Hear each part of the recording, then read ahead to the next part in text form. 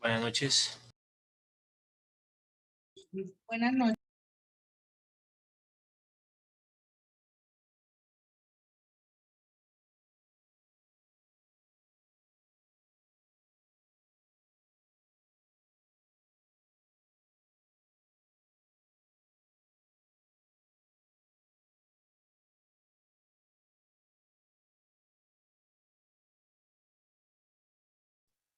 Sí, buenas noches. Buenas noches, Doc. Buenas noches.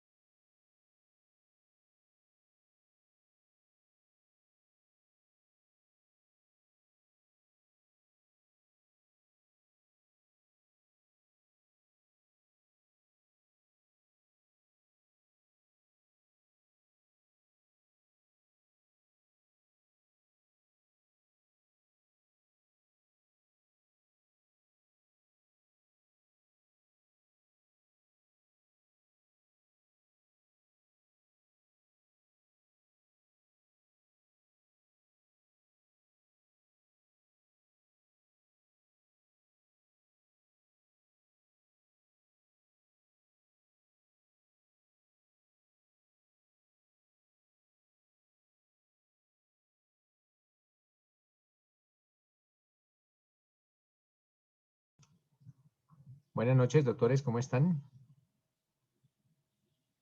Buenas noches, doctor. Buenas noches, doctor. Buenas noches, doctor. Doctor, buenas noches. Doctor. Bueno, ayer dejamos planteado un casito. Esta vez no levanten la mano y voy a Buenas noches, doctor. Buenas noches, voy a preguntar dentro de las personas que se encuentran acá en el aula virtual y pues me tendrá que responder alguno de los integrantes de este curso. de una vez aprovechamos para tener algún control y para conocer algunas integrantes de este curso que nunca han hablado. Lógicamente, si indistintamente es que la respuesta sea buena o sea mala, lo importante es que la persona aparezca. Esto lo hago para precisamente controlar que algunos alumnos se conectan y se retiran. Entonces vamos a controlarlo. Lógicamente también si no contestan, pues esto tendrá una consecuencia negativa en la nota definitiva. Bueno, ¿qué nos dice? Aquí aparece don Marco López. ¿Qué nos dice Marco López con relación a el caso que habíamos planteado el día de ayer? Don Marco, lo escucho. Me prende la cámara, si es tan amable. Sí, señor, ya la tengo prendida, profesor. Buenas noches. Buenas noches. Sobre el caso que el profesor nos dio anoche, caso de familia, parentesco. Esta persona, María, pues en sus pretensiones argumenta que tiene derecho a una sucesión, ya que el causante, o sea, el padre, murió y que ella tiene derecho. Entonces la pregunta era que si el juez debe decretar sí o no las pruebas. Entonces, Bueno, para ¿qué mí pruebas? sí. ¿Qué pruebas, Marco? ¿Qué pruebas? En medio de pruebas, el artículo 165 No, del pero Código... ¿qué pruebas va a decretar este juez o qué pruebas era la pregunta? Eran unos testimonios.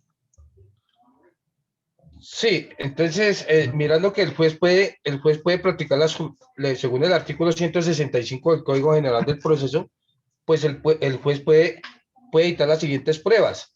Puede solicitar la inspección judicial, los documentos, los indicios, los informes, el cual está en el artículo 165 del Código General del Proceso.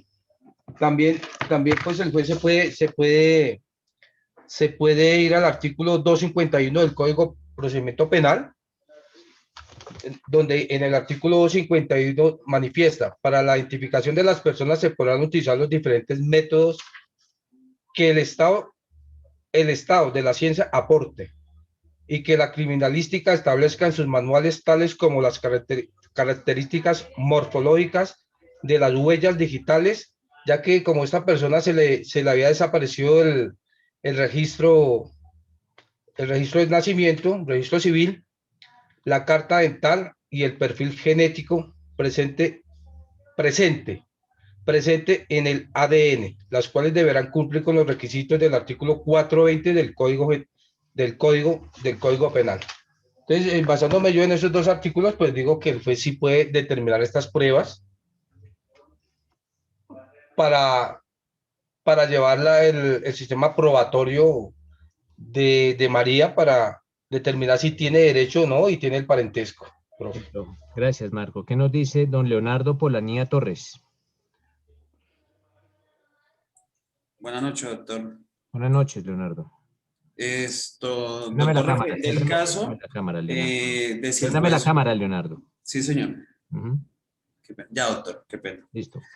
Sí, el juez puede decretar las pruebas testimoniales como tal, pero es que de todas maneras él puede, en lugar de la prueba, digamos, de la prueba testimonial, puede decretar una prueba de ADN como tal para demostrar el lazo consanguíneo, por decir algo, y adicional a eso, por más que a la señora se le haya quemado el registro civil, ella puede solicitar una copia de la principal de la registraduría aquí en la base de datos de Bogotá. Entonces, por lo tanto, no considero que sea pertinente que el juez decretar esas pruebas testimoniales sabiendo que hay otras que pueden dar una mayor seguridad para demostrar el vínculo de la señora con el fallecido para reclamar reclamar su parte, por decir algo, de la herencia, doctor. Listo, Leonardo. Entonces, básicamente, según su criterio, no se debe decretar esta prueba porque hay otro medio. Sí, señor, correcto. Vale, perfecto. ¿Qué nos dice Caterina Acuña?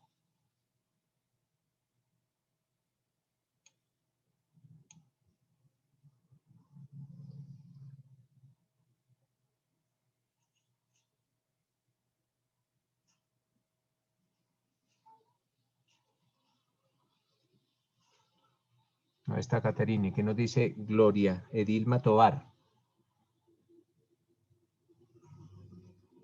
Buenas noches, doctor. Yo estoy de acuerdo con Préndame mis la cámara, compañeros Gloria. porque también estoy... Doctor, se me dañó, no tengo cámara. Espero que para las próximas sesiones esté Bueno. esto arreglado. ¿Qué me dice Gloria Dilma? Doctor, estoy de acuerdo con mis dos compañeros No porque puede lo estar de mismo, o acuerdo. sea, para mí también A ver, espéreme, es... Gloria. No puede estar de acuerdo con los dos porque uno dijo que sí se debe decretar la prueba y el otro dijo que no. Entonces usted no puede estar de acuerdo con los dos porque uno dijo sí y el otro dijo no. Entonces, ¿con cuál de los dos está de acuerdo? con Leonardo Polanía, mi compañero Leonardo. Leonardo dijo que no se debería decretar la prueba. Bueno, según lo que yo tengo entendido, doctor, es que supuestamente la ADN es una de las pruebas más eficientes. Sí. ¿Usted sabe cuál es el caso, Para Gloria? mí es una prueba. ¿Cómo? ¿Sabe de qué caso estamos hablando, Gloria? Sí, claro. ¿Cómo es el caso? Del Cuéntame caso el que nos caso. dejó anoche. ¿Cuál es el caso? El caso es el siguiente. Es un caso de familia. Dice que se ventila un parentesco juzgado de familia. Existe sucesión, si existe sucesión de proceso. La señora María contrata a un abogado. Cree tener el derecho del ausente, o sea, el señor Del murió, el papá de causante, ella. Gloria, del causante. Del causante, sí.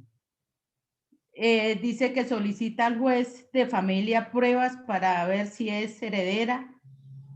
La señora María... ¿Qué pruebas? ¿Qué prueba le solicitó el abogado? Son pruebas de testimonio. Ah, ya. De Juan y José. Sí. Luego dice que para solicitarlas, la heredad, si es heredera, la señora María, el registro, según el registro de ella se perdió, no, para el registro civil de ella pues se perdió. Juan y José son el testimonio que ellos dan, o sea, el testimonio de Juan y José. Y ahí lo que el doctor dice, si no hay, ¿por qué y argumente? Si se cree que la prueba sí. Entonces, Sí. Gloria, ¿cuál era la pregunta del caso? La pregunta es si la señora María. No, esa no es la pregunta, Gloria. La pregunta es, Gloria, si el Sí, juez señor. debe o no debe decretar esas pruebas testimoniales. Esa es la pregunta. ¿El juez debe decretar las pruebas testimoniales para demostrar el parentesco o no la debe decretar? ¿Sí sabía cuál era la pregunta? Bueno, la pregunta es si estaba confundida. Para mí, si el juez sí debe decretar las pruebas. ¿Por qué, Gloria? Pues si ella quiere, digamos, hacer partícipe de la herencia, pues igual el juez tiene que estar seguro si sí es heredera o no. Sí. Entonces el juez decreta los testimonios para probar el parentesco. Para probar el parentesco, sí, señor. Bueno, Gloria, perfecto. ¿Qué nos dice Damiana Matilde?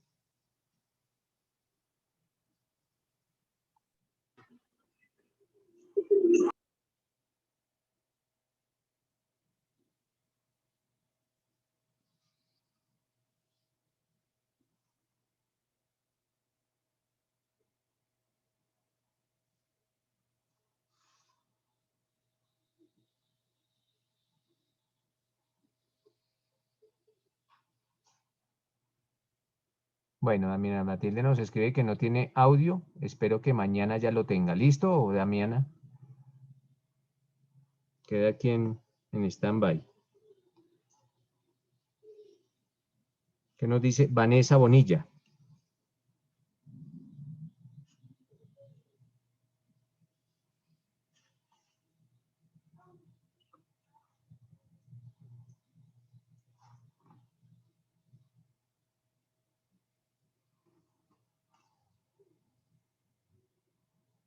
¿Qué nos dice Margarita Usma? Hola, profe, buenas noches. ¿También tiene la cámara dañada, Margarita? No, doc. Vale, gracias. Entonces, cuéntame, Margarita, ¿qué debe decidir ese juez? ¿Debe decretar esas pruebas testimoniales para demostrar parentesco? ¿Sí, no? ¿Y por qué? Pues yo considero que sí, Doc. Pues la prueba testimonial, desde que se incluye en la etapa procesal apropiada, es válida, ¿sí? Sí, bajo el entendido de que en la notaría se perdió el documento y supongamos que María no tiene como, pues no tienen más como argumentar ¿cómo se dice? Ese parentesco. El parentesco, sí, profe. Entonces yo creería que si se presentaron dentro de la etapa oportuna, que pues, se supone que si es así por el avance de la pregunta que usted nos dio, son válidas totalmente desde que sea un testimonio, pues como se dice, directo, que no sea un testimonio de oídas, de pronto desde lo que entendí de sus clases, sería válida, profe. O sea que según tu respuesta, Margarita, si tú quisieras demostrar que eres hija de alguien, llevas 2 testigos y con esos 2 testigos se podría demostrar ese parentesco. Bueno, Es profe, yo lo creo mismo, que sí. es lo mismo. María necesita demostrar que es hija del que se falleció para entrar a la sucesión. Lleva 2 testigos y con esos 2 testigos se podría probar que María es hija de ese señor que murió, del causante. Pues no sería una prueba tan contundente. No, pues indistintamente que sea sería la de contundente o ADN. no, pero ¿se podría hacer con eso? ¿Se podría hacer con testigos? La respuesta es sí, según Margarita. Sí, yo creería que sí, profe. Ya el juez, si le cree o no le cree, pues ya será el problema del juez en la valoración de esas pruebas, ¿cierto? Sí, de pronto si el testigo, no sé, tenga grado de consanguinidad. Sí, ya, pues ya el juez mirará pero sí. cómo valora esos testigos. Listo, Margarita, muchas Sí, gracias. profe. Vale. Vale, perfecto. No. Bueno. Doctor, buenas noches. ¿Quién me está saludando? Vanessa Bonilla. Ah, bueno, Vanessa, ¿cómo estás? Bien, señor, lo que pasa es que ahorita me llamaste y tengo el internet molestando, pero pues para contestar la pregunta, profe. Si Cuénteme, Vanessa. me da la oportunidad. Sí, claro que sí. Ya, profe.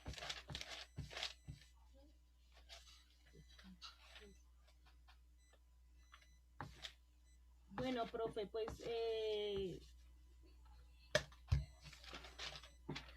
bueno, yo digo que no, que el juez no puede decretar esas pruebas pues de testimonio porque por las pruebas testimoniales no se reconoce un parentesco de consanguinidad. Y para reconocer el parentesco pues tiene que ser con una prueba de ADN y eso está tipificado pues en el Código del Menor, profe. Sí. Entonces, ¿sí o no? No, porque con pruebas testimoniales no se puede reconocer un parentesco con consanguinidad. Vale, perfecto. Muchas gracias, Vanessa. Muchas gracias, doctor. Listo. ¿Qué nos dice Hernán Benito Guevara?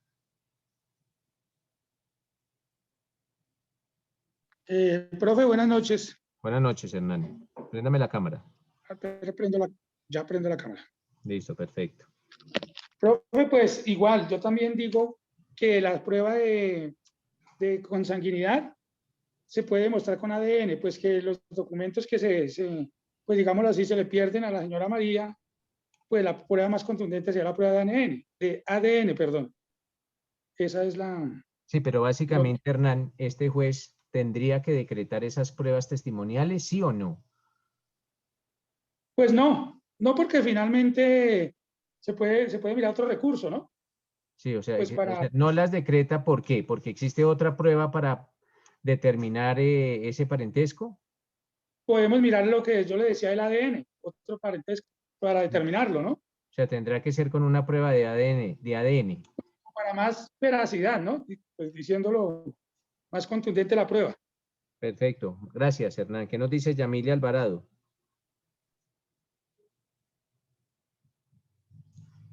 Doc, buenas noches. ¿Qué más,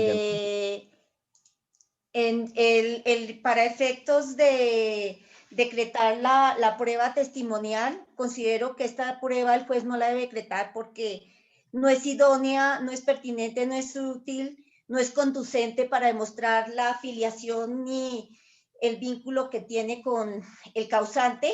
Espéreme, Eh. usted va muy rápido, Yamile. Me dice que no es conducente.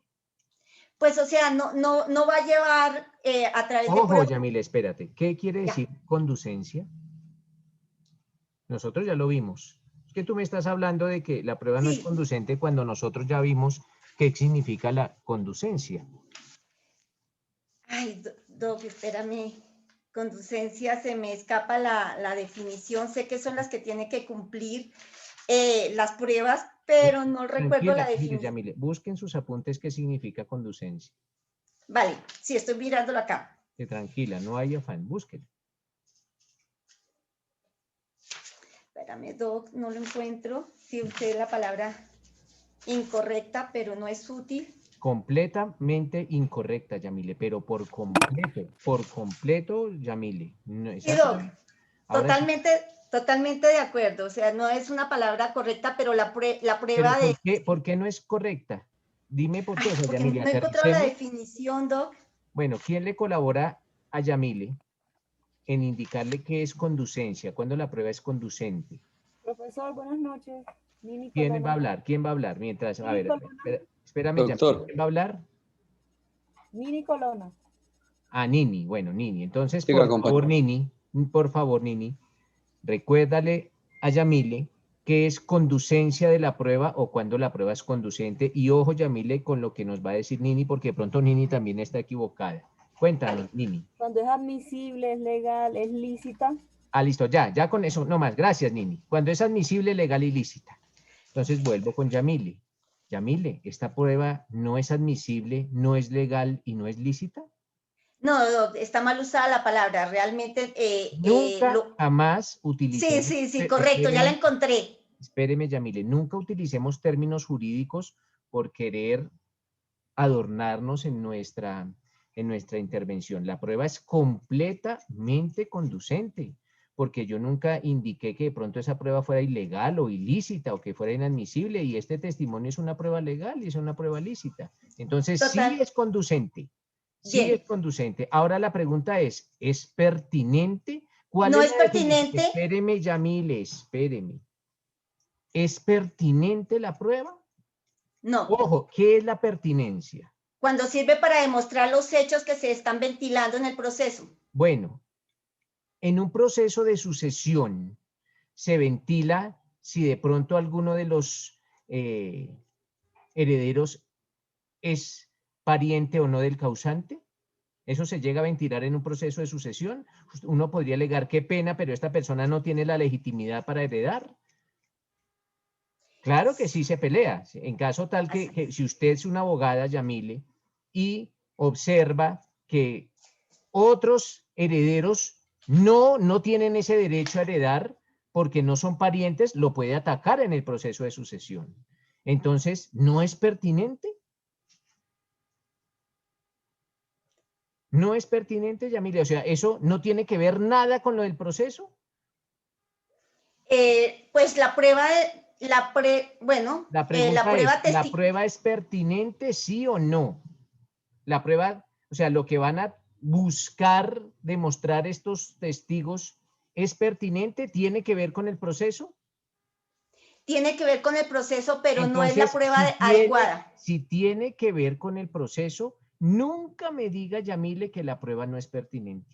Ok, Doc. Entonces, mire cómo empezamos. Empezamos Sí, terrible, correcto. porque usted me dijo que la prueba era impertinente e inconducente, y ninguna de las dos. Sí es pertinente y sí es conducente.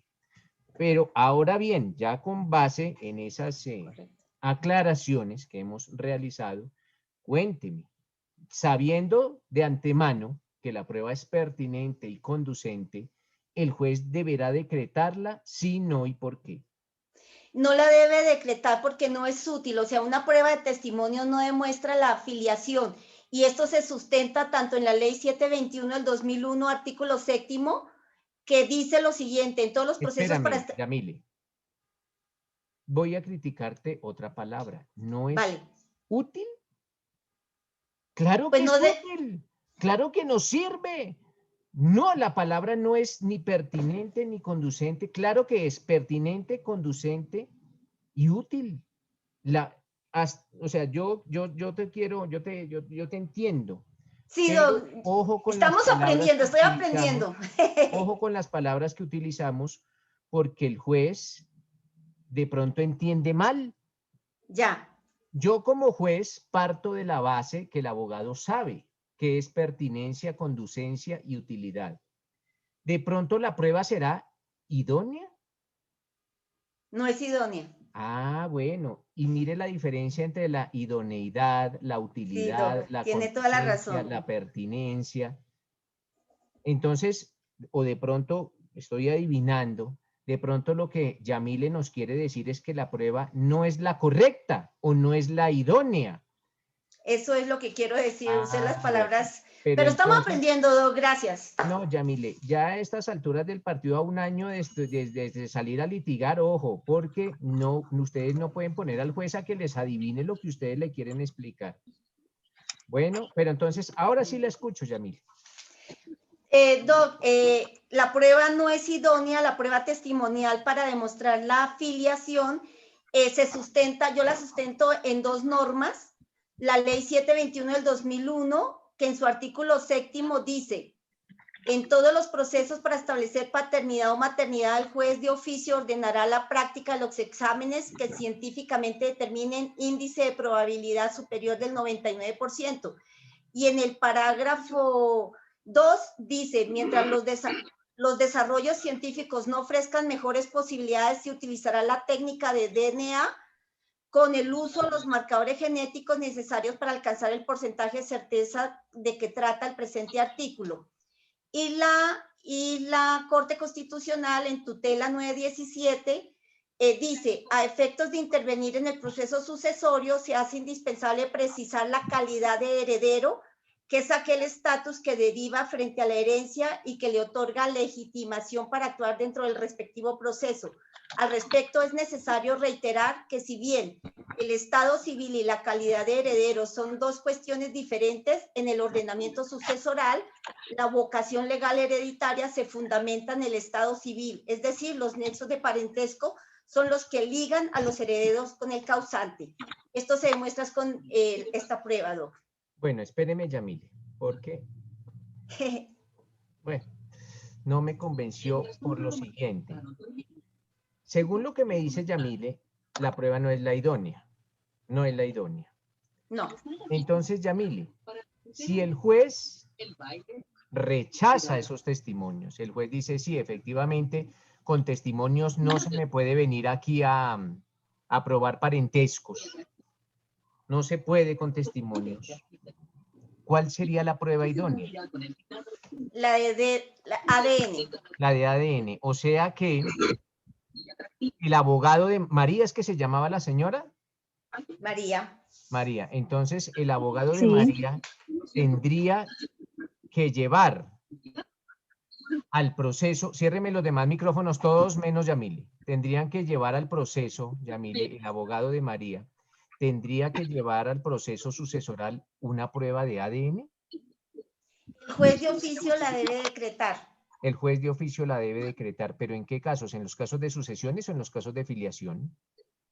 Bueno, la Corte Constitucional dice en los casos de filiación, pero en este caso, Doc, para poder demostrar el parentesco, si se quiere demostrar un parentesco, necesariamente, bueno, el abogado la debe solicitar, tiene toda la razón, porque si no la demuestra, pues la persona no se puede incorporar al proceso sucesoral. Vale. Listo, Yamile, muchas gracias. Gracias. Buenas noches, doctor. ¿Quién va a hablar? Juan Diego Rosas, doctor. Buenas noches, ¿cómo está? No, pero Juan Diego, no me levante la mano porque hoy yo estoy escogiendo unilateralmente las personas que van a participar. ¿Listo, Juan Diego? Hoy es, y aquí en adelante pues vamos a utilizar esa dinámica. Ya cuando terminemos, si alguien desea hacer alguna acotación, claro que sí, es bienvenida. Válido. Listo. ¿Quién nos dice? Don John Jairo Estupiñán.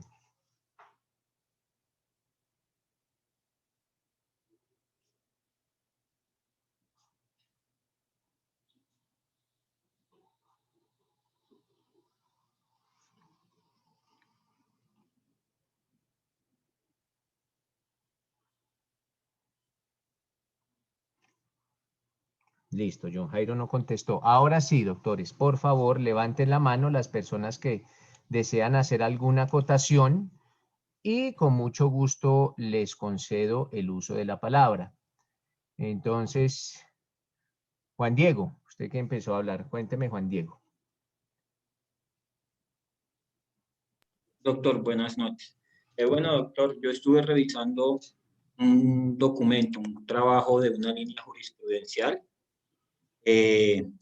entre las que se cita o la fuente jurisprudencial de este trabajo son las sentencias C700 de 2013 de la Corte Constitucional, la sentencia C075-2007 de la Corte Constitucional, la sentencia T287 de 2000 de la Corte Constitucional, entre otras, ¿no? Estoy yo, o mi opinión es, considero yo, diferente a toda la de mis compañeros teniendo en cuenta este documento. El documento habla de un tipo de testimonio lo que lo define como testimonio sospechoso. Entonces, en el caso, si el testimonio lo da una persona que hace parte del núcleo familiar del causante, ¿a qué me refiero? Un hijo que ya es reconocido por la prueba idónea para demostrar el parentesco familiar, que es el registro civil. Entonces, si este hijo ya reconocido da su testimonio y dice frente al juez que la señora María es hija efectivamente de su padre ya fallecido, considero yo el juez debe decretar, y esta sería la prueba idónea para reconocer el parentesco entre el causante y la señora María. Pero si el testimonio es de otro tipo, me remito yo a otra sentencia de la Corte Constitucional, doctor, que dice que el certificado de registro civil es la prueba idónea para acreditar el parentesco entre una persona y otra. Esta sentencia es la sentencia T1045 de 2010 y habla sobre el derecho a la sustitución pensional en un menor de edad. No es la sucesión, pero define el problema jurídico de fondo, que es cómo se puede probar idóneamente este parentesco. Listo, Juan Diego, muchas gracias. ¿Qué nos dice Lina María Cabrera? Buenas noches, doctor.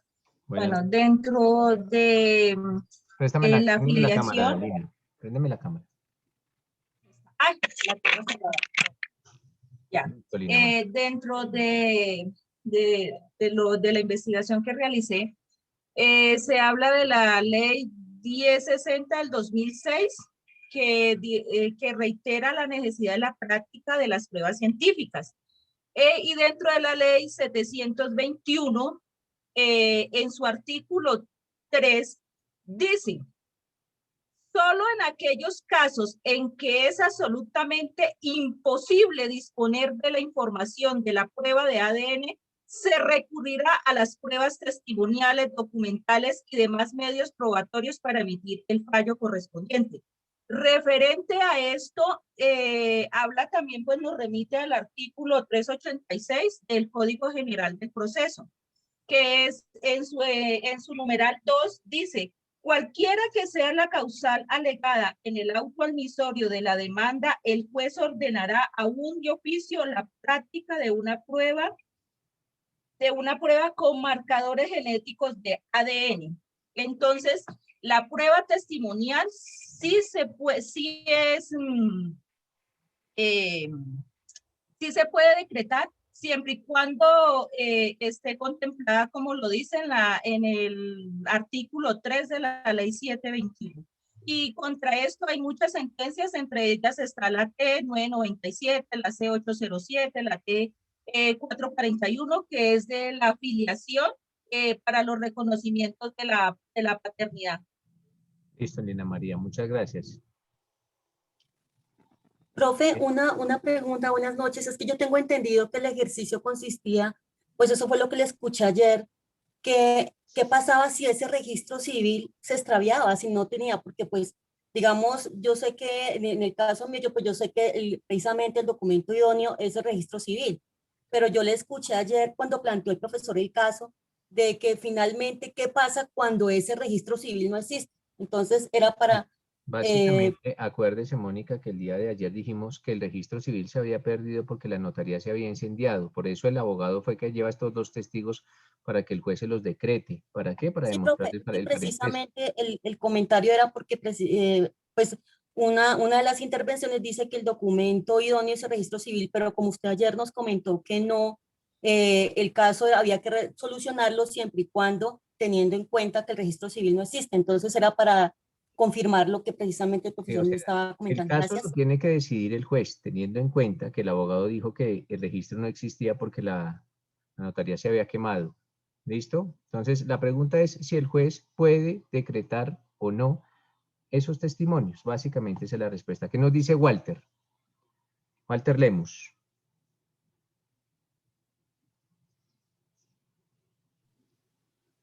Buenas noches, doctor. Buenas noches. Bueno, el juez yo creo que directamente como última instancia podía decretar esas pruebas testimoniales. Ahora bien, yo como, digamos, como abogado defensor de esta víctima, yo solicitaría un derecho de petición a la Registraduría Nacional del Estado Civil con el fin de que me indique cuál es el núcleo familiar del fallecido, y ahí directamente es un elemento material probatorio, un documento público en donde aparecen todas las personas que están relacionadas en este núcleo familiar. Por Sí, lo general, Walter, estos pero documentos, pues, básicamente, Walter, ¿el juez debe o no debe decretar estos testimonios? sí, Esa es la pregunta, si el juez debe o no los debe decretar. como última medida, sí. Sí, o sea, el juez, si usted es el juez, diría, sí, los decreto precisamente porque lo que va a buscar el abogado de María es demostrar que es pariente del occiso. Sí, sí, señor. Vale, listo. Vale, perfecto, Walter, gracias. Y nos dice Jonathan Olivos. Doctor, buenas noches. Buenas noches. Doctor, yo considero que el juez sí decretaría estos medios de prueba, siendo que ya hemos hablado de la conducencia de la prueba y pues sí es conducente. Además de que, doctor, para su merced mencionaba que para de pronto aceptar la paternidad en un registro civil, no necesariamente el padre lleva una prueba de ADN, sino que en el mismo registro civil, el padre está aceptando esa paternidad. A él no le exigen una prueba de ADN, solo manifiesta que sí, que es el hijo de esta persona y lo aprueba con su firma y su huella. Para mí, el juez sí decretaría estas pruebas, doctor. Gracias. Estos medios de prueba. Gracias. ¿Qué nos dice Edwin Mera? Buenas noches, doctor. Buenas noches, Edwin. Préndame la cámara, por favor. Listo, Edwin. Pues, doctor, el juez tiene que decretar estos testimonios. En primer lugar, doctor, como está tipificado en el Código General del Proceso, en su artículo, en su capítulo 4 de juramento, y lo que habla de la declaración de terceros, y ya viene en concordancia, viene en concordancia con el de los medios de prueba, ¿sí? Sí. Viene en concordancia con el de medios de prueba. Entonces, pues, esto está tipificado en la ley. Además, el artículo 83 de la Constitución Nacional, que se presume la buena fe de las personas. Entonces, el juez, pues sí, tiene que decretar porque estas personas van a estar bajo la grada de juramento y lo que tienen que decir es la verdad y nada más que la verdad, y lo que van a manifestar, pues, es sobre esta señora que la conocían y todo eso, doctor. Listo. Por último, ya ahí ahorita cerramos porque es que estamos perdiendo mucho tiempo y estamos quedándonos. Listo, gracias, Edwin. Oriana, ¿qué nos dice? Con mucho gusto, doctor. No me dio, hijo de puta.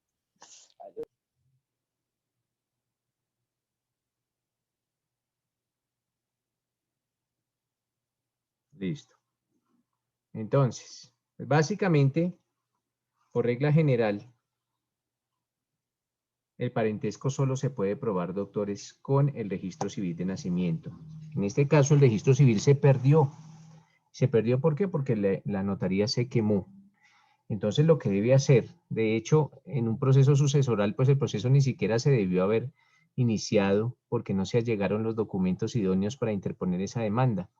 Pero en caso tal que se hubiese hecho, pues la parte, el abogado de María tiene que recaudar un nuevo registro civil. El hecho de que se haya quemado no quiere decir que sea imposible recaudar un nuevo registro civil o un nuevo documento idóneo para probar parentesco. Entonces ya tendrá el abogado que recaudar otro registro civil de nacimiento porque como ustedes bien lo dijeron o como algunos de ustedes bien lo dijeron, el documento civil es la prueba idónea para demostrar parentesco. Es lo mismo que yo les hubiese indicado si ustedes quieren demostrar la propiedad sobre un bien inmueble y la Oficina de Registros e Instrumentos Públicos se quema. Pues básicamente, hoy en día todos estos documentos se encuentran digitalizados al igual que los registros civiles, pero se podrá volver a iniciar un proceso de filiación para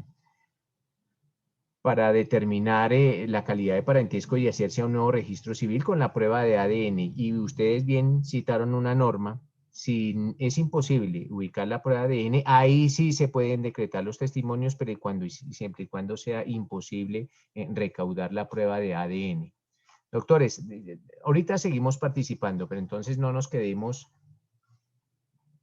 en intervenciones y tenemos que seguir con el tema. Básicamente, mis doctores, ¿qué hablábamos ayer? Ayer cuando estábamos haciendo alusión al testimonio, iniciamos con este medio de prueba del testimonio, pues básicamente indicábamos que ese testimonio es ese relato, esa narración que le hace ese tercero al funcionario juez sobre esos hechos que tiene, de los cuales tiene conocimiento y esos hechos tienen que ser los que se ventilan dentro de un proceso. Básicamente, mis doctores, tengamos presente lo siguiente. Tengamos presente lo siguiente. Si el testimonio, ojo, si el testimonio lo rinde un sujeto procesal, esto es materia civil, si el testimonio lo rinde un sujeto procesal, estamos hablando de declaración de parte. Ojo, declaración de parte, o sea, la declaración de parte, doctores, es el testimonio que rinde un sujeto procesal. Cuando el testimonio sea rendido por un sujeto procesal, hablamos de declaración de parte. Ojo, declaración de parte. O sea que ustedes ya tienen conocimiento que la declaración de parte es el testimonio que rinde en un proceso. ¿Quién lo rinde? Un sujeto procesal. A contrario sensu, cuando la declaración provenga de un tercero, de alguien que no tenga la calidad de sujeto procesal, pues hablaremos del testimonio común y corriente. ¿Cómo el testigo puede conocer unos hechos, doctores? ¿Cómo el testigo puede aprehender unos hechos o cómo al testigo le llegan esos hechos? El testigo es un ser humano. Pues básicamente, mis doctores, al testigo le llegan esos hechos, la fuente del conocimiento del testigo de esos hechos son los sentidos. Ojo, los sentidos. El testigo puede conocer unos hechos por medio de los sentidos. Asimismo, doctores, el testigo puede conocer de los hechos por medio de la percepción. Es la percepción. Básicamente es la posición material que adopta el testigo frente a esos estímulos que provienen de los sentidos. Entonces, los sentidos estimulan la percepción del testigo. También participa activamente en un proceso de testimonio la memoria, doctores, la memoria. Y la memoria básicamente es esa capacidad que tiene el ser humano de traer al presente situaciones pasadas. Eso es la memoria, traer al presente situaciones pasadas, es esa capacidad. Lógicamente la memoria difiere en cada uno de los seres humanos, pero más que lógico resulta afirmar que la memoria participa en un proceso testimonial, que la memoria participa al momento de que se está rindiendo un testimonio. En algunos casos, doctores, también un juicio de valor. En algunos casos es importante que el testigo nos indique un juicio de valor. sobre todo en el caso de los testigos expertos. En algunos casos, el testimonio no es una persona común y corriente. El testigo es una persona experta. Y cuando el testigo es una persona experta, sí necesitamos juicios de valor de esa persona experta. Entonces, básicamente, estos son como los elementos que influyen en una percepción o en una práctica testimonial. Doctores, es más que obvio, pero no sobra decirlo, que el testimonio de pronto puede verse afectado por algunas circunstancias. Esto es, algunos factores o algunas circunstancias pueden llegar a alterar el testimonio y el juez tendrá que valorarlos si se llegan a presentar. ¿Qué factores pueden alterar o qué factores pueden modificar un testimonio o afectarlo? Pues básicamente, doctores, el primer factor podría ser un factor de orden cronológico. Esto es, la edad del testigo. No es lo mismo, doctores, el testimonio de un chico de 13 años que el testimonio de un señor de 70 u 80 años. Este factor cronológico puede llegar a alterar o puede llegar a afectar el testimonio y el juez tendrá que valorar precisamente esos factores de orden cronológico. A veces, en virtud de la vejez, la memoria puede debilitarse o la memoria puede fallar. ¿Por qué? Pues porque es algo más que obvio que existe un deterioro físico. La vejez trae consigo deterioro físico y la vejez trae consigo también un deterioro mental. Y ese deterioro físico o ese deterioro mental puede afectar la memoria del testigo o puede debilitarla, la memoria puede fallar. Otro aspecto que se tiene que tener en cuenta al momento de recepcionar un testimonio y que no tiene que ver con la edad, pero sí es cronológico, es el momento en que se está recepcionando ese testigo. ¿Por qué, doctores? Si estoy recepcionando un testigo y ese testigo me está indicando de unos hechos que tuvo conocimiento, pero esos hechos ocurrieron hace un año, no es lo mismo que si ese testigo me estuviese relatando hechos que ocurrieron hace 5, hace 6 o hace 7 años. ¿Por qué? Porque el transcurso del tiempo hace que la memoria se vaya perdiendo, se vaya perdiendo. Entonces no es lo mismo recordar, o para usted no es lo mismo recordar un hecho del cual tuvieron conocimiento que acaeció o aconteció hace un año o hace 6 meses, de otro que eventualmente pudo llevar a haber ocurrido hace 5 años. Sin embargo, doctores, también hay hechos que tienen un gran impacto en el testigo. Entonces, no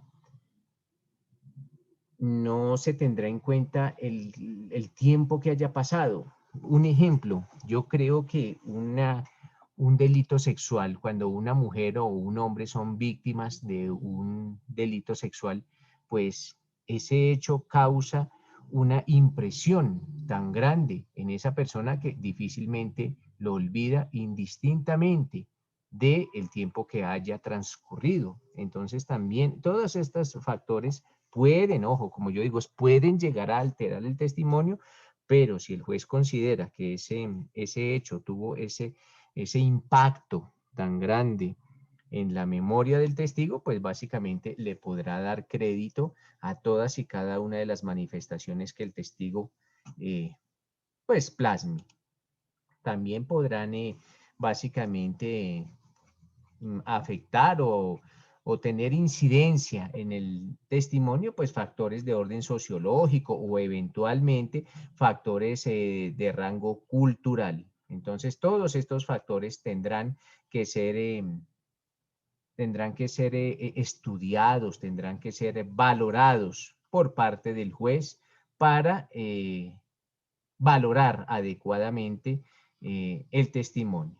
Básicamente, mis doctores, quería que tuviésemos presente estos factores que eventualmente pueden llegar a decretar, a ser valorados y afectar el testimonio.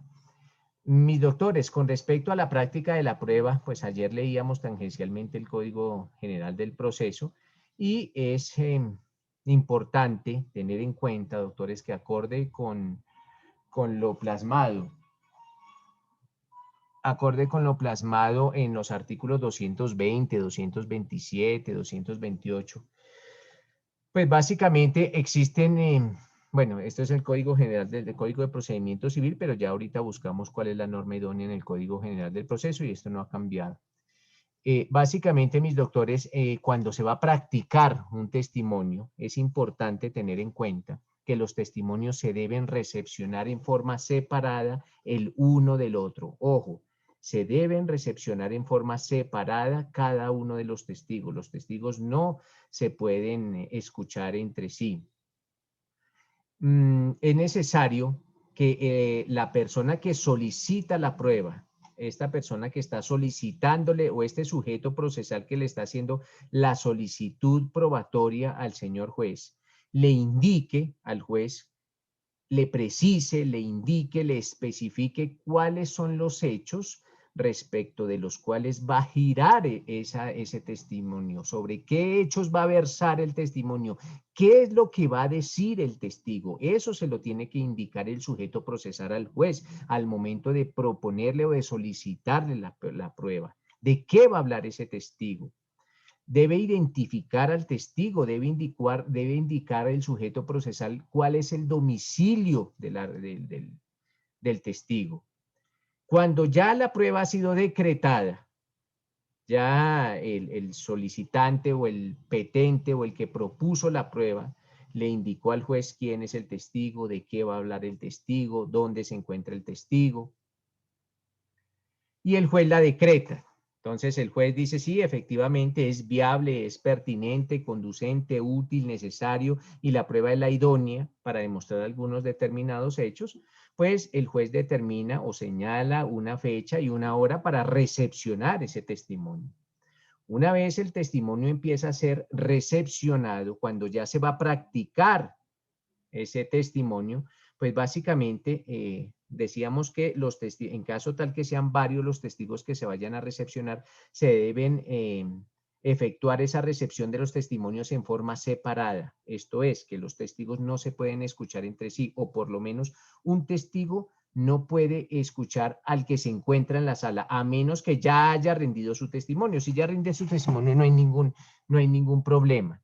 Pero el testigo no puede escuchar a la persona que se encuentra en la sala rindiendo testimonio, a menos que ya lo hubiese aportado ese testimonio. Entonces, si yo entro como primer testigo, ningún testigo me puede escuchar, pero si de una vez rindo mi testimonio, sí me puedo quedar en la sala para escuchar lo que los otros testigos afirman. ¿Por qué? Porque ya se recepcionó mi testimonio, pero entonces se tiene que recepcionar en forma separada.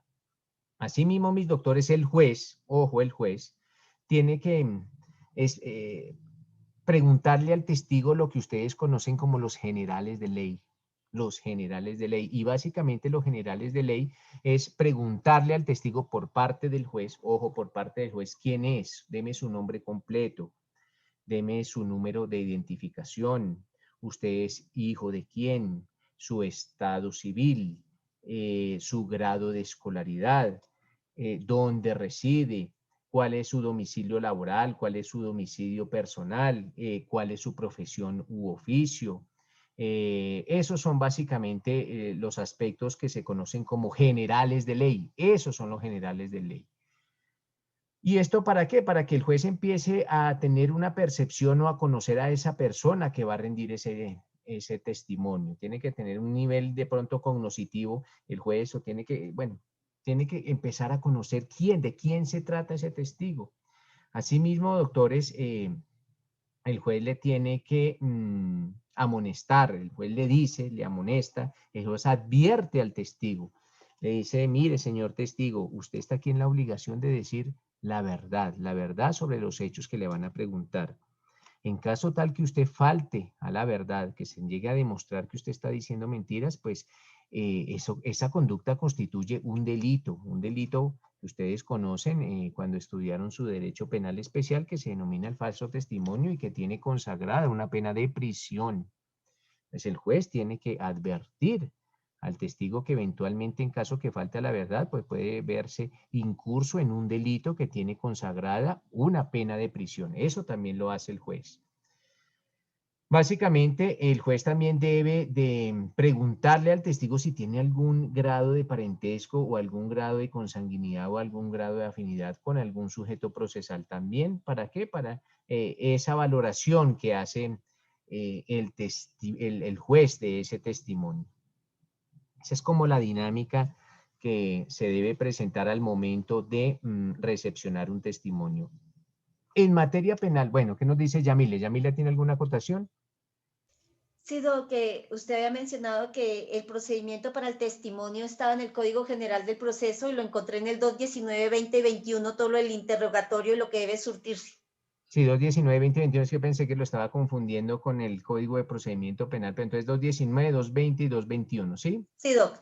Ah, Eso bueno, es. perfecto. 219, 220 y 221 para las personas que pues deseen tener en cuenta en dónde está consagrado y en dónde está arreglado esta práctica del testimonio en materia del Código General del Proceso. En materia penal, doctores, entonces nos vamos ahora a la materia penal. Y en materia penal, como se practica un testimonio, está regido en el artículo 391 y siguientes del Código de Procedimiento Penal, Ley 906 del 2004. Entonces, ¿qué nos dice, mis doctores, el artículo 391 del Código de Procedimiento Penal sobre la recepción del testimonio en materia penal? Porque en materia penal, pues, se utilizan algunos tecnicismos que no se utilizan en los demás ordenamientos procesales. Entonces, ¿qué nos dice, doctor? Es alguien que por favor no lea el artículo 391 del Código de Procedimiento Penal.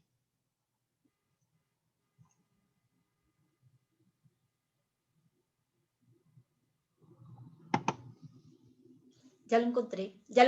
¿Lo leo, no? Sí, Yamile, por favor. Muy bien. El 391 dice interrogatorio cruzado del testigo. Sí, es ese. Todo declarante, luego de las formalidades indicadas en el artículo anterior, en primer término será interrogado por la parte que hubiere ofrecido su testimonio como prueba. Este interrogatorio, denominado directo, se limitará a los aspectos principales de la controversia, se referirá a los hechos objetos del juicio o relativos a la credibilidad del otro declarante. No se podrán formular preguntas sugestivas ni se insinuará el sentido de las respuestas. En segundo lugar, si lo desea la parte distinta a quien solicitó el testimonio, podrá formular preguntas al declarante en forma de contrainterrogatorio que se limitará a los temas abordados en el interrogatorio directo. Quien hubiere intervenido en el interrogatorio directo podrá agotar en un turno de preguntas dirigidas a la aclaración de los puntos debatidos en el contrainterrogatorio, el cual se denomina redirecto. En estos eventos deberá seguirse las mismas reglas del directo. Finalmente, el declarante podrá ser nuevamente preguntado por la otra parte si considera necesario hacer claridad sobre las respuestas dadas en el redirecto y sujeto a las pautas de contrainterrogatorio. Bueno, con base en lo que nos lee Yamile, yo le pregunto a Ginny Moreno. Ginny, ¿quién realiza el interrogatorio directo? ¿Quién lo realiza? Lo dijo y nos lo leyó muy claramente Yamile. ¿Quién realiza el interrogatorio directo, Ginny?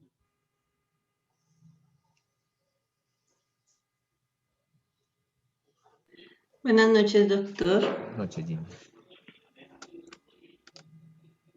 Ya me funciona, sí. Entonces, Ginny, con base en lo que nos leyó Yamile, ¿quién realiza el interrogatorio directo?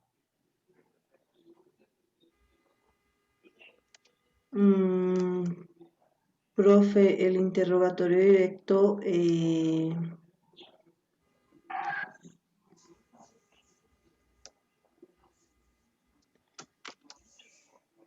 ya te digo, profe.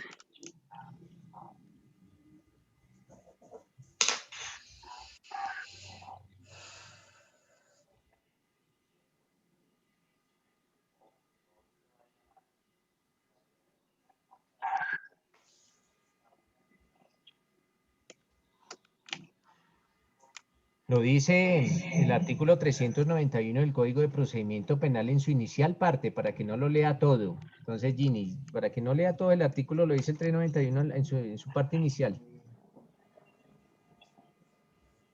Bueno, mientras Ginny lo lee, ¿qué nos dice don Carlos Gualdrón?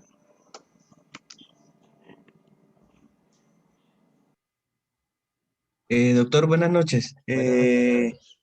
El interrogatorio directo, en mi concepto, lo haría quien solicitó la prueba, aparte. Básicamente, en su concepto, pero ¿dónde lo dice? El artículo 391, ¿en qué parte?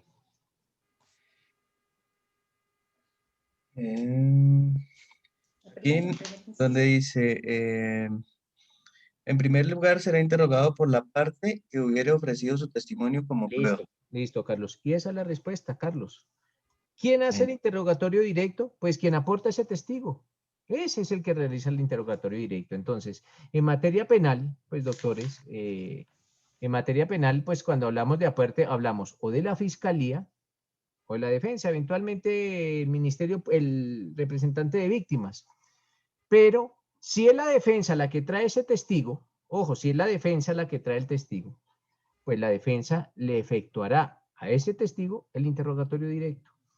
Pero si es la fiscalía la que trae el testigo, pues será la fiscalía la que realice el interrogatorio directo sobre ese testigo. Entonces, el interrogatorio directo lo puede hacer cualquiera de las dos partes. Solo es quien lo traiga, quien aporte ese testigo.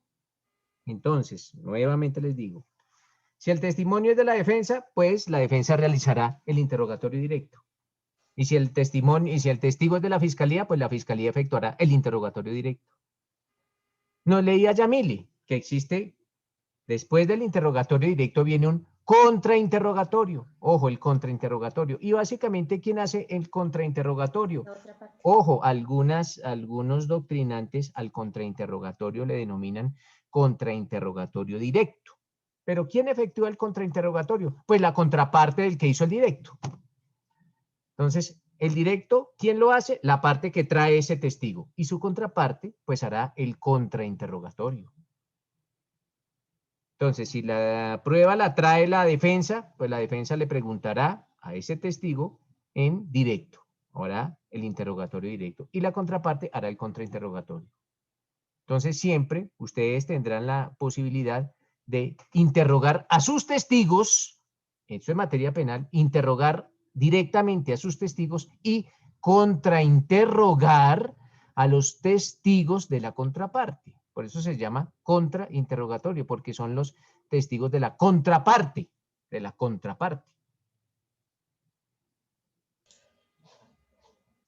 pregunta. Doctor. Espérenme un momento, termino y después me hacen las preguntas. Después de que se surte el interrogatorio directo y después de que se surte el contrainterrogatorio, vuelve y se le concede el uso de la palabra a la parte que trajo esa prueba, a la parte que trajo ese testigo, para que vuelva y pregunte aspectos o algunas dudas que no hayan quedado claras en el contrainterrogatorio. Entonces vuelve y le pregunta, ¿qué es lo que se denomina, lo que nos leía Yamile, como el redirecto? Entonces allá nos leía interrogatorio redirecto. Entonces ese es el redirecto, es volverle a conceder el uso de la palabra a la parte que trajo esa prueba, para que vuelva y pregunte a la parte que trajo la prueba, vuelva y pregunte de pronto para aclarar algunos puntos debatidos en el interrogatorio o en el contrainterrogatorio. Y una vez se ha evacuado el redirecto, viene un contrainterrogatorio redirecto, que el contrainterrogatorio redirecto es la última oportunidad con la cual cuenta la contraparte para esclarecer algunos puntos relacionados con las preguntas que se hayan hecho, ya sea en el directo, en el contrainterrogatorio directo o en el interrogatorio redirecto. Entonces, esa es como la dinámica. Ahora sí, ¿qué nos va a preguntar Yamil? Doc, decía que cuando se hace el interrogatorio directo, la parte que trajo el testigo, pues hace su interrogatorio con los temas que le interesa dejar como hechos demostrables, digamos, dentro del proceso. Y el contrainterrogatorio no se puede salir de ese esquema, pero si la persona que quiere contrainterrogar sabe que ese testigo puede decir algunas otras cosas, no se puede salir, no puede preguntarle algo adicional. No, Yamile, no puede hacer. No lo puede hacer. El contrainterrogatorio tiene una talanquera. el contrainterrogatorio. ¿Cuál es? Que solo se puede limitar a hechos que se hayan preguntado en el interrogatorio directo. Ok. Ya Gracias, el procesal penal, bueno, le voy a dar la solución, pero espero que la entienda, porque pues no ha visto esa materia. No es porque no tenga la capacidad, no, sino porque no ha visto la materia, y si no ha visto la materia, pues mal haría yo en pretender que entienda esto, porque ustedes lo van a ver el otro semestre, cuando estén en octavo. En octavo semestre van a ver la materia que es procesal penal. Pero en procesal penal, pues la solución a su caso, Yamile, es que la contraparte en la audiencia pasada, antes del juicio, que en el juicio es donde se practican las pruebas, pero en la audiencia pasada, que es la audiencia, se denomina audiencia preparatoria, haya solicitado a ese testigo como suyo. Entonces, ojo, si usted, Yamile, me trae un testigo y yo digo, pero Yamile es una abeja para interrogar directamente y de pronto quedan muchas cosas por fuera y entonces yo no puedo dejar todas esas cosas por fuera porque como yo estoy sujeto a solo lo que se pregunta en el interrogatorio directo, entonces yo en la audiencia de la solicitud de pruebas, que es la audiencia preparatoria, le digo al señor juez, ojo señor juez, si bien es cierto es un testigo de Yamile, pues también que sea mi testigo. ¿Por qué? Porque de pronto Yamile o Yamile renuncia a su testigo o Yamile puede dejar aspectos por fuera y entonces el juez me lo puede decretar a mí también y yo ya tengo la libertad absoluta de preguntar lo que pues desde que sea pertinente, conducente, útil y necesario, que usted ya tiene claro la conducencia, la pertinencia, la utilidad y la necesidad. ¿Alguien más tiene alguna pregunta? Sí, doctor. Cuénteme, Miguel. ¿Y cómo ataco yo entonces la idoneidad del testigo? Y si yo me estoy limitando a los hechos y yo soy la contraparte, yo, ¿cómo lo tacho de falso en algún momento? No, es que esto es en derecho penal. En derecho penal no existen las tachas de falsedad. Pero si usted quiere indicarle al juez que no le tiene que creer a ese testigo, usted sí le va a decir, mire, señor juez, usted no le debe dar crédito a ese testigo, no lo hace durante la práctica del testimonio, lo hace al final en una etapa procesal que se denominan los alegatos de conclusión. Cuando usted va a concluir, usted le dice, mire, señor juez, aquí vino Pedro Pérez, pero resulta que Pedro Pérez es el íntimo amigo del procesado. Entonces, ¿cómo Pedro Pérez no iba a favorecer a su íntimo amigo? Diciendo, por ejemplo, que estaba en otro lado, o aquí vino la mamá del procesado.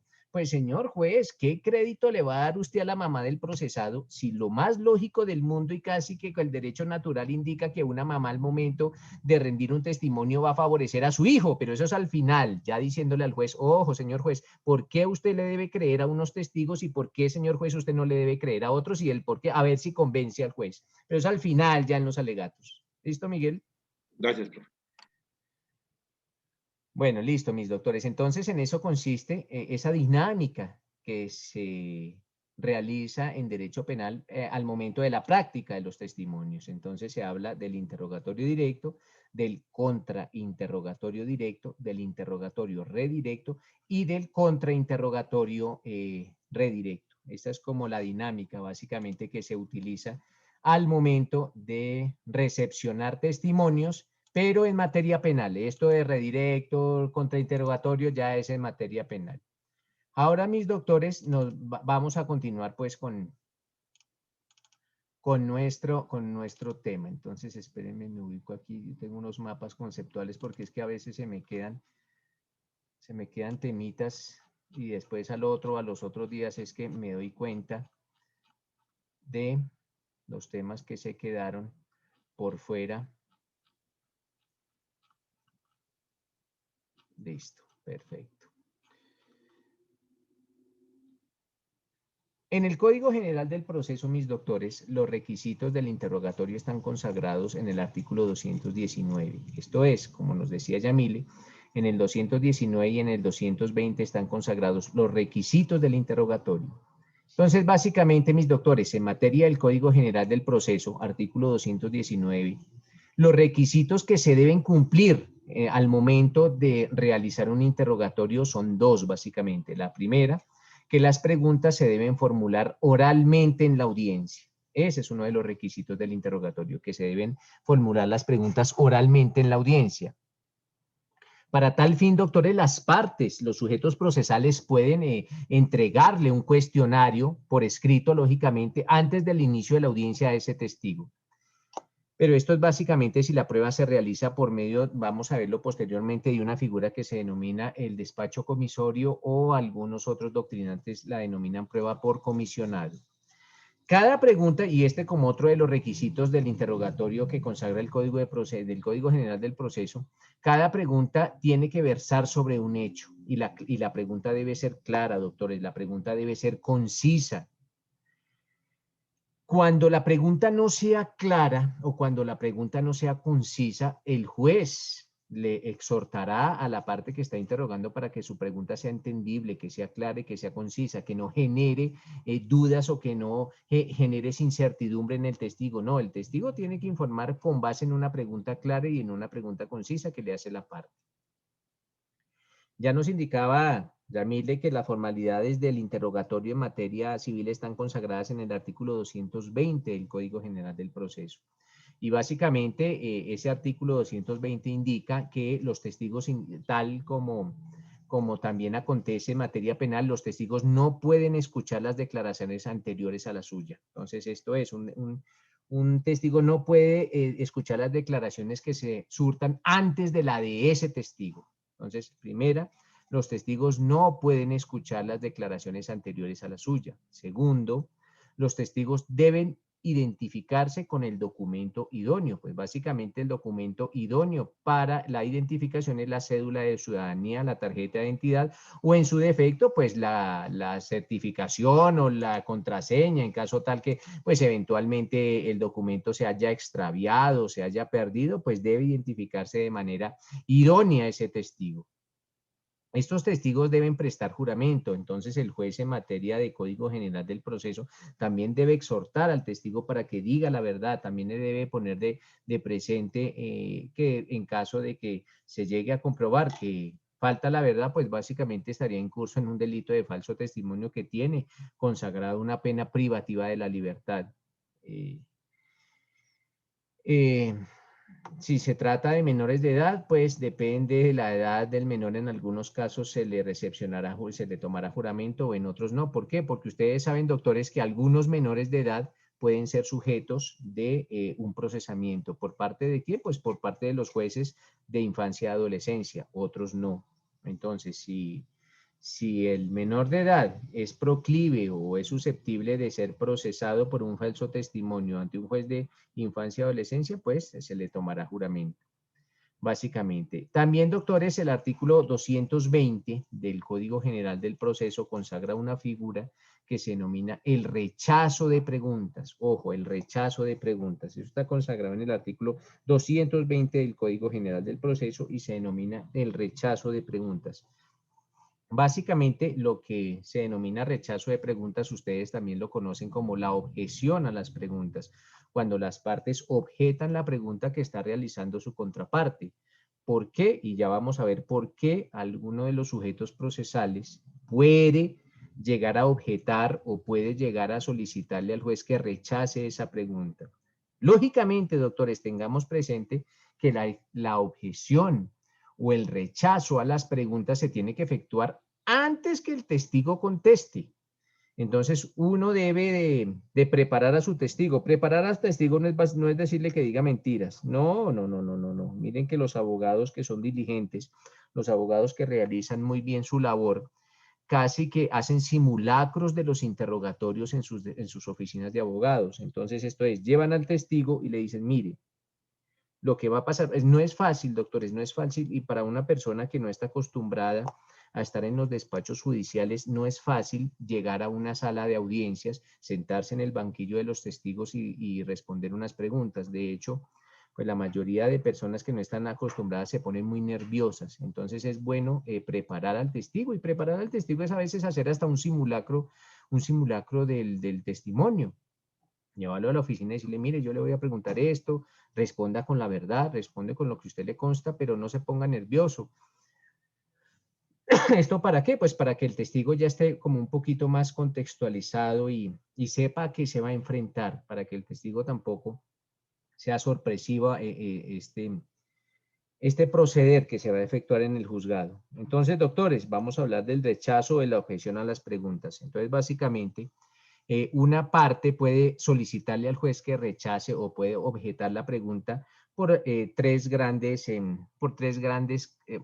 causa de tres grandes aspectos, cuando se presenten tres hechos, básicamente. Cuando una parte puede rechazar las preguntas, cuando esas preguntas sean inconducentes. Ojo, inconducentes. Y ustedes ya saben qué es conducente, cuando afecte derechos o garantías fundamentales. De pronto ustedes ven que con la pregunta se está invadiendo la intimidad del testigo, pues es una pregunta completamente inconducente y pueden solicitarla, objetar la pregunta por inconducente. También pueden objetar o rechazar la pregunta por impertinente, por superflua, por repetitiva, por inútil, todo eso que nos aprendimos la semana pasada. Si la prueba eventualmente es inconducente, si la prueba no, si al testigo se le están efectuando preguntas inconducentes, preguntas impertinentes, preguntas inútiles o preguntas que ya se tiene la respuesta, pues sería repetitiva, pues se puede solicitar por parte del juez el rechazo o la objeción de esa pregunta para que el juez, en caso tal que le dé la razón a la parte que está realizando la objeción o a la parte que está solicitando ese rechazo, pues no va a escuchar al testigo precisamente porque la pregunta está siendo objeto de rechazo o está siendo objeto de objeción. Cuando una pregunta tienda a provocar conceptos del declarante, o esto a excepción de los testigos expertos, cuando la pregunta tienda a provocar conceptos del declarante y no sea necesario escuchar qué concepto tiene el declarante, pues podrá objetarse la pregunta. Le ponemos con un ejemplo. Pues básicamente, si viene el testigo y el testigo fue o presenció unos hechos, presenció un hurto, pues no podemos preguntarle al testigo, no se podría preguntarle qué opinión le merece la conducta del procesado, ¿no? A nosotros no sé, o al juez no le interesa la opinión del testigo con relación a ese procesado. El procesado simple y llanamente va a indicar lo que le conste, lo que vio, lo que observó, pero no lo que él piense o qué concepto le merece X o determinado comportamiento o X o determinada persona, a menos que se trate de un testigo experto, porque un testigo experto, por ejemplo, si es un físico, y eso lo vamos a ver en testigo experto más adelante, un físico eventualmente sí puede llegar a determinar un concepto. Cuando si un físico observa un accidente de tránsito, pues podría llegar a determinar una posible velocidad. ¿Por qué? Porque él es un físico, él es un testigo experto. O si una persona muere como consecuencia de una mala práctica médica y un médico tercero observó esa mala práctica médica, pues sí podría dar conceptos, pero en virtud de que se trata de un testigo experto. Preguntas, doctores. Listo, mis doctores. Y por último, ¿cuándo se puede objetar o cuándo se puede rechazar una pregunta? Cuando se insinúe la respuesta. Ojo, cuando la respuesta se insinúe, pues básicamente nosotros no tenemos que insinuarle las respuestas a los testigos. Los testigos que tendrán que dar en sus respuestas de manera libre y voluntaria y no insinuada por la manera como se realiza la pregunta.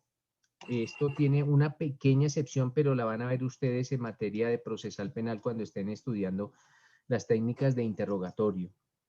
En las técnicas de interrogatorio, pues, aunque lo anunciamos desde ahora, en lo que atañe a los contrainterrogatorios y al contrainterrogatorio redirecto, sí se pueden llegar a hacer preguntas sugestivas. Ojo, solo en los contrainterrogatorios, no en los interrogatorios directos. En el directo no, en el indirecto la pregunta tendrá que ser abierta, pero en el contrainterrogatorio sí se puede llegar a insinuar la respuesta.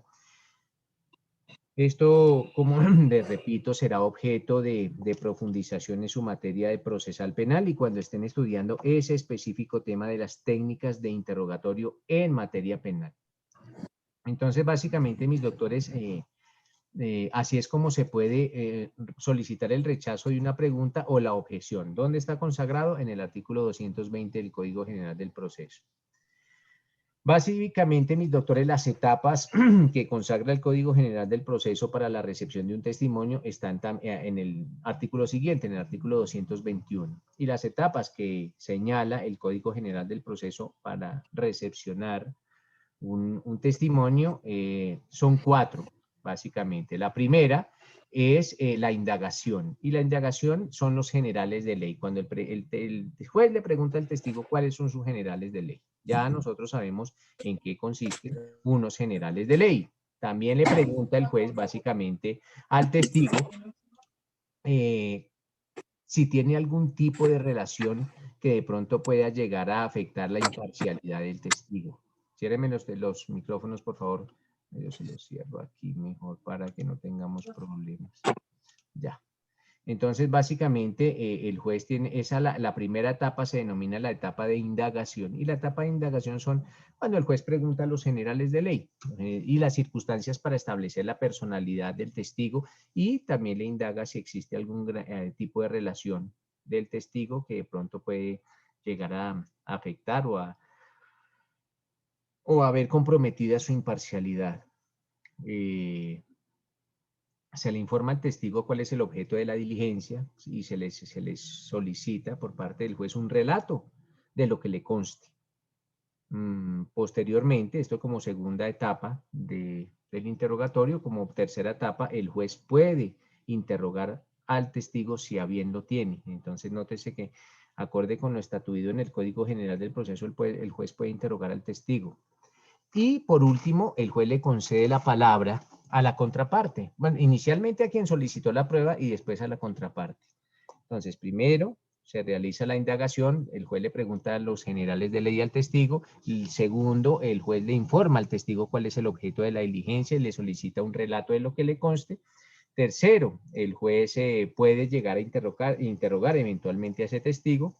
Y por último, el juez le concede el uso de la palabra a quien solicitó ese testigo para que lo interrogue, y posteriormente a la contraparte. Esa es como la dinámica o las etapas que se surten al interior de un proceso acorde con lo estatuido en nuestro Código General del Proceso. Entonces, doctores, en un caso hipotético, bueno, vamos a colocar un caso hipotético y ustedes en 5 minuticos lo resuelven y pregunto. A ver, un caso hipotético. En un juzgado se está recepcionando un testimonio. Allá estamos en la audiencia en la que se está recepcionando un testimonio. ¿Y el testimonio de qué? De Matilde. Entonces, Matilde se encuentra en el juzgado y Matilde está, es la testigo y se está recepcionando ese testimonio de Matilde. Básicamente, Matilde es el testigo de la parte demandante. Entonces, la parte demandante, esto es un proceso civil, la parte demandante trajo ese testigo, trajo como testigo a Matilde. Entonces, llegó Matilde, se surtieron las etapas, ya Matilde fue interrogada por la parte demandante, y Matilde informó que Matilde ingresó a un bien inmueble a las 6 de la tarde del 1 de abril del año 2020. Entonces dirá, sí, señor juez, con base en lo que me pregunta el abogado demandante, yo ingresé a mi inmueble el 1 de abril a las 6 de la tarde. No dijo nada más Matilde, no dijo absolutamente nada más. Ahí terminó su interrogatorio. Cuando el juez le concede el uso de la palabra a la contraparte para que interrogue a ese testigo, la contraparte pregunta lo siguiente, le puede llegar a preguntar a Matilde. Doña Matilde, usted nos acaba de manifestar que ingresó al inmueble a las 6 de la tarde de aquel 1 de abril de 2020. Ya sí, efectivamente lo acaba de indicar. La contraparte le pregunta a Matilde, ¿fue en ese momento, doña Matilde, que usted decidió golpear a mi cliente? Ojo lo que le está preguntando la contraparte. Oiga, doña Matilde, ¿fue en ese momento en el que usted decide golpear a mi cliente? Entonces, doctores, si ustedes son los abogados demandantes y observan esa clase de preguntas que está efectuando la contraparte, ¿qué harían? Entonces, les voy a dar 5 minuticos para que lo piensen y ahí sí, doctores, yo no les voy a yo no lo voy a hacer aquí dictatorialmente, sino las personas que deseen tener la respuesta, me levantan la mano y con mucho gusto les concedo el uso de la palabra en 5 minuticos, ¿les parece? Doctor, una pregunta. Bueno, en la contraparte, ¿en qué usted decidió golpear a mi cliente? ¿Es la pregunta, profe? Sí, básicamente, Vanessa, vuelvo y lo repito, Matilde es la testigo del demandante. El demandante ya interrogó a su testigo y esa testigo le informó al demandante que había ingresado a un inmueble el 1 de abril a las 6 de la tarde, el 1 de abril de 2020. No dijo absolutamente nada más.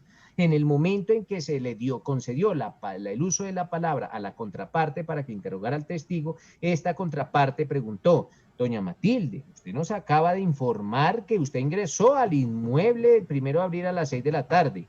Y Matilde dirá: sí, efectivamente, eso fue lo que respondí. Y la contraparte pregunta: ¿en ese momento fue que usted decidió golpear a mi cliente? Entonces, ¿qué harían ustedes como abogados de la parte demandante? Matilde es su testigo, esa es la pregunta. ¿Listo, Vanessa? Muchas gracias, doctor. Listo, 5 minutos, nos vemos.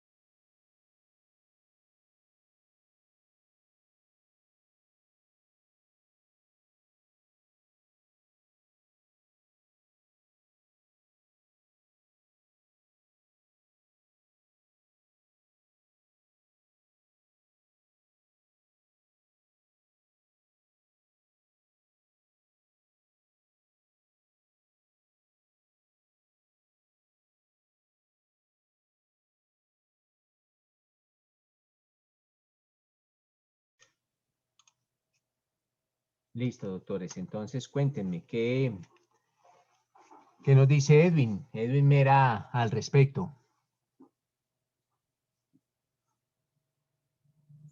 Sí, doctor. Cuénteme, Edwin.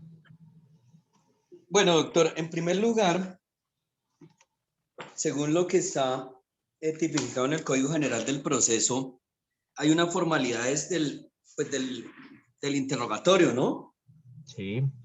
Donde los testigos, pues, el juez de plano rechazará las preguntas que sean inconducentes, impertinentes, superfluas, de repetición, ya respondidas. En este caso veo que está siendo conducido el testigo. Entonces, pues, yo pienso que ahí la contraparte debe objetar por esta situación, doctor. Ah, perfecto, listo. ¿Qué nos dice Lina María? Doctor, yo solicitaría la objeción de la pregunta porque esta pregunta insinúa la respuesta a la persona. Listo, perfecto. ¿Qué nos dice Vanessa? Profe, comparto lo del mi primer compañero. Pues la pregunta no es procedente, es impertinente porque no hay un indicio de que hay una prueba de que ella la hubiera golpeado, o sea, la hubiera golpeado pues al cliente. Bueno, que sea impertinente o no, porque de pronto si se está tratando ese punto, pues, sino que no sería por impertinente, ya vamos a ver cuál de pronto sería la causa de la solicitud de objeción. ¿Qué nos dice Juan Diego? Doctor, buenas noches. Doctor, yo teniendo en cuenta el artículo 392 del Código de Procedimiento Penal, las reglas sobre el interrogatorio, digo que el juez rechaza la pregunta porque el inciso B dice que el juez prohibirá toda pregunta sugestiva, capciosa o confusa, y teniendo pues claro qué es sugestivo, qué es una pregunta sugestiva, pues debería rechazarla. Vale, perfecto. Ginny.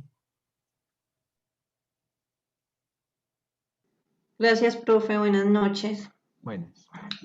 Pues yo además le agregaría a lo de Juan Diego el artículo 220 del Código General del Proceso en su último inciso donde dice que cuando la pregunta insinúe la respuesta deberá ser rechazada sin perjuicio de que en vez, una vez realizado el interrogatorio, el juez formule eliminada la insinuación si la considere necesaria y pues aquí la está insinuando, le está insinuando al testigo que pues diga si en ese momento fue cuando ella decidió pegarle al cliente. Entonces, pues, esa sería mi respuesta.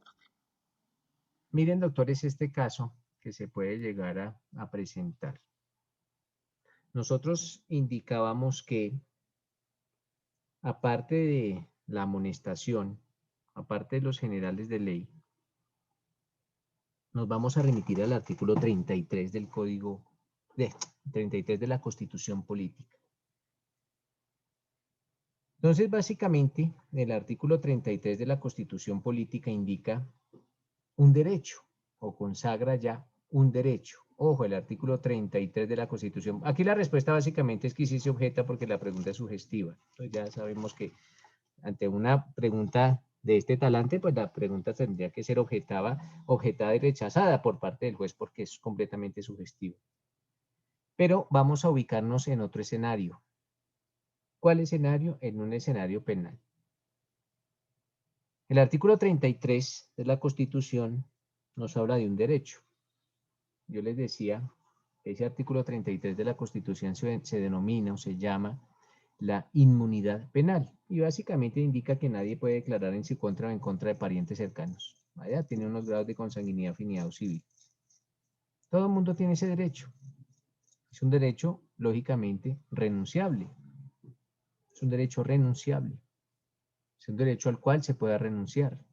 El procesado puede renunciar su derecho a guardar silencio y en caso tal que acepte la responsabilidad del delito que se está investigando, pues también renunciaría al derecho de no autoincriminarse. Entonces estaría renunciando al derecho consagrado en el artículo 33 de la Constitución. o un pariente podría renunciar al derecho que tiene de no declarar en contra de un pariente próximo o en contra de alguien que tiene ese grado de consanguinidad de afinidad o civil, renuncia a ese derecho y declara en el juicio. Un ejemplo, una niña que es la víctima o la presunta víctima de un delito sexual y el procesado es su papá. Si yo Fiscalía General de la Nación, que soy la parte acusadora en estos casos, traigo a esa niña como testigo, ella es la testigo directa, porque pues supuestamente ella es la que sufrió estos ataques o estos vejámenes sexuales, pues el juez le tiene que poner de presente ese artículo y decirle, mire, niña, usted no está obligada a declarar en contra. ¿Tiene algún vínculo con el procesado? Dirá, sí, su papá, es mi papá, el procesado es mi papá. Ojo, usted no está en la obligación de declarar en contra de su papá, porque el artículo 33 la protege. Si usted quiere, lo puede hacer, renuncia a ese derecho y lo hace. Pero si no lo quiere hacer, el artículo 33 la cobija y la ampara y usted no lo hace. No lo declara y nadie la podrá obligar. Porque ese es un derecho. Entonces, doctores, el caso es el siguiente.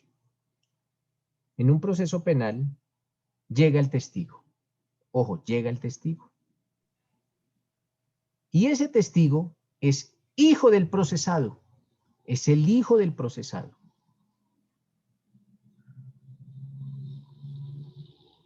El juez no le advierte absolutamente nada.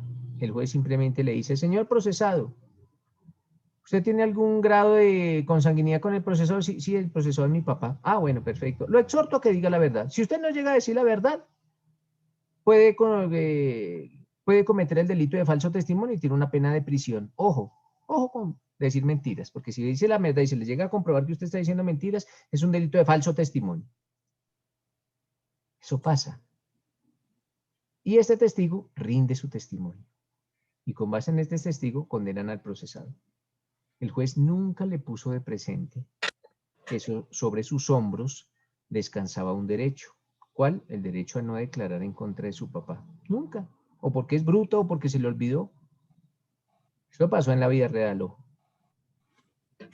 Y con base en ese testimonio, con base en él, pues condenaron a este procesado. Con base en ese testimonio. Apáguenme los micrófonos. No escuché. Apáguenme los micrófonos. Por favor, compañero, apaguen los micrófonos. Apaguen los micrófonos. Yo soy el que corrijo acá, por favor, para todos. Entonces, ese fue el caso, doctores. Vuelvo y repito. Llega el testigo a la sala de audiencias y ese testigo es hijo del procesado y el juez nunca le advirtió o nunca le puso de presente, teniendo la obligación de hacerlo, que sobre sus hombros descansa un derecho y es el derecho a no declarar en contra de su padre. Es segundo grado de consanguinidad. Primer grado de consanguinidad. Entonces,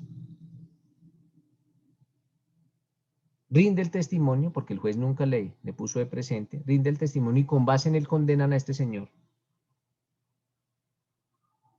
¿Será que ese testimonio, o sea, será que ese hecho puede llegar a nulitar ese testimonio? El hecho que el juez nunca le haya puesto de presente ese derecho que consagra el artículo 33 de la Constitución Política.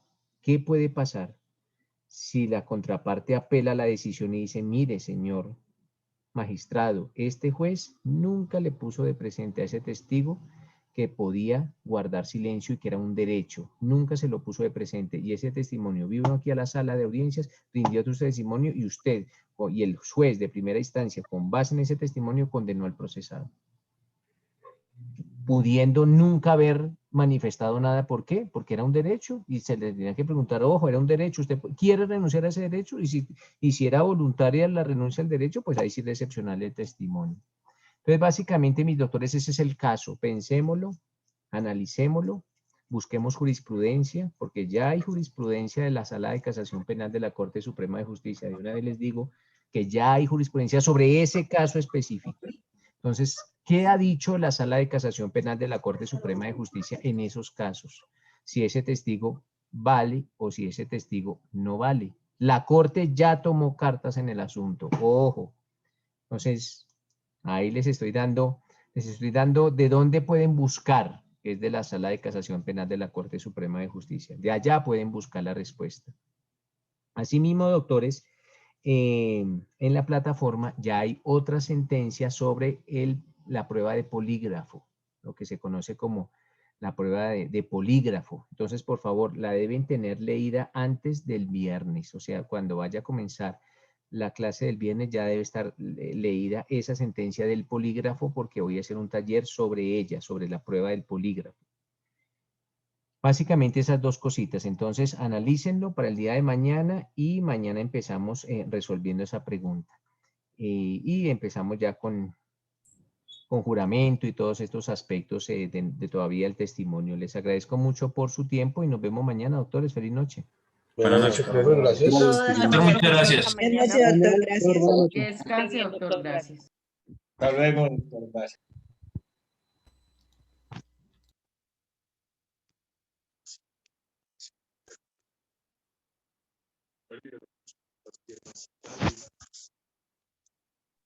Gracias, doctor. Buenas noches.